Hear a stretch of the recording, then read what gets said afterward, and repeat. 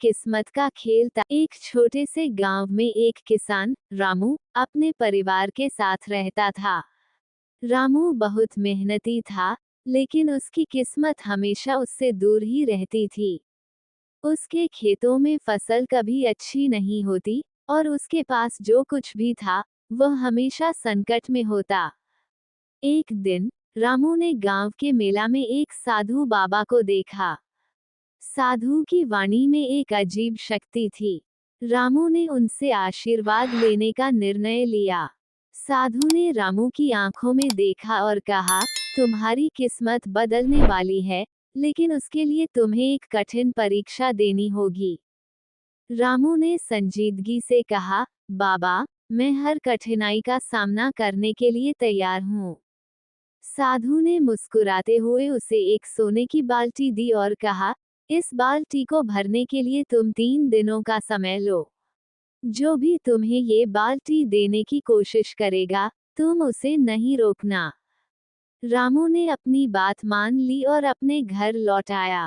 पहले दिन रामू ने अपने खेतों में काम करने का निश्चय किया।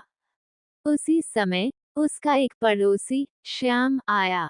उसने देखा कि रामू बहुत मेहनत कर रहा है और उसकी मदद करने का फैसला किया। लेकिन रामू ने उसे रोकने के लिए कहा, नहीं श्याम, मुझे ये करना है।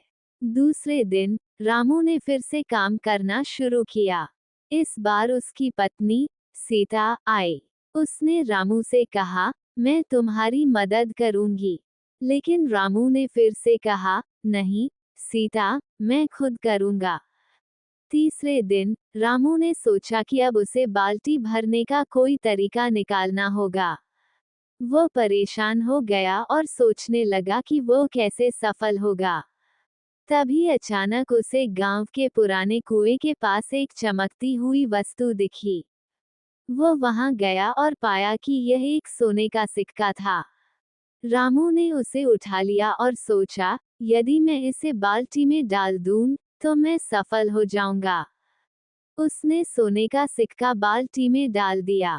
लेकिन तभी उसे याद आया कि उसने खुद से कहा था कि वो किसी की मदद नहीं लेगा। उसे यह महसूस हुआ कि उसने साधु के आदेश का उल्लंघन किया है। उसका दिल भारी हो गया। अगले दिन जब वो साधु से मिलने गया, तो उसने अपनी समस्या बताई।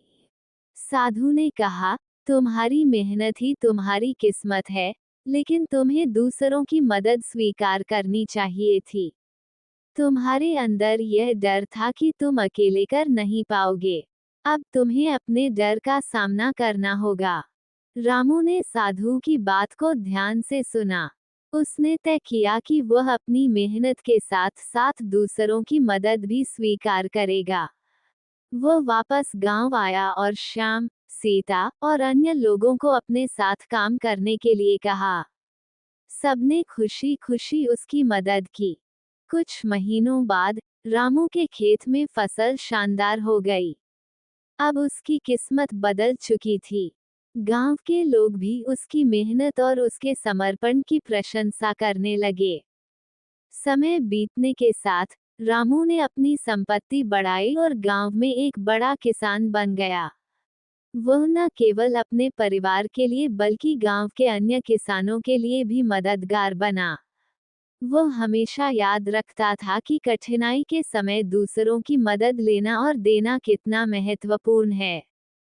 रामू ने सीखा कि किस्मत का खेल सिर्फ मेहनत का नहीं, बल्कि एक दूसरे के साथ मिलकर काम करने का भी है। उसने अपने अनुभवों को साझा किया और गांव के लोगों को बताया कि जब हम मिलकर काम करते हैं, तो हर कठिनाई आसान हो जाती है। इस प्रकार रामू की कहानी गांव में एक प्रेरणा बन गई, और सबने उसकी बातें सुनकर अपने जीवन में सकारात्मक परिवर्तन लाने का निश्चय किया। रामू ने ये साबित किया कि किस्मत को अपने हाथों में लेना संभव है, अगर हम सही दिशा में मेहनत करें और एक दूसरे की मदद करें। गांव में खुशहाली लौट आई, और रामू ने अपने जीवन में खुशियां बटोरी। उसने समझा कि असली सफलता केवल व्यक्तिगत मेहनत से नहीं, बल्कि सामूहिक प्रयास से ही संभव है। इस तरह रामू ने न केवल अपनी किस्मत बदली, बल्कि अपने गांव के लोगों की भी किस्मत संवार दी। उसकी कहानी सदियों तक लोगों के दिलों में बसी रही।